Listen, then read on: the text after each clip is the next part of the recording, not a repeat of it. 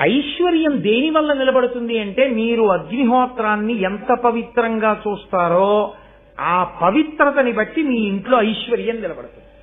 ఐశ్వర్యము అన్న మాటకు అర్థం ఏమిటో తెలుసా అండి? బ్యాంకు నిండా డబ్బు ఉండడం కాదు, మీ ఇంటికి వచ్చినవన్నీ మీరు కావాలనుకుంటే అనుభవించగలగడం. వైదికమైతే ఇంటికి బోలెడని పళ్ళు వస్తాయి, ఒక్కటి తను తినకూడదు, తన భార్య తినకూడదు, ఇద్దరికీ షుగరు అంటే ఆ విషయంలో వాళ్ళిద్దరికీ ఐశ్వర్యం లేదు. ఐశ్వర్యము అంటే కలిగి ఉండుట, కలిగిన దానిని అనుభవించుట. ద్రాపేయం దస్సస్పతే దరిద్రం నీలలోహిత అంటుంది రుద్రందేవ అభిషేకం చేస్తారు కదా. కలిగి ఉండాలి, కలిగి ఉన్నదాన్ని అనుభవించగలగాలి. అనుభవించిన ఐశ్వర్యం ఎందుకంటే దరిద్రమే.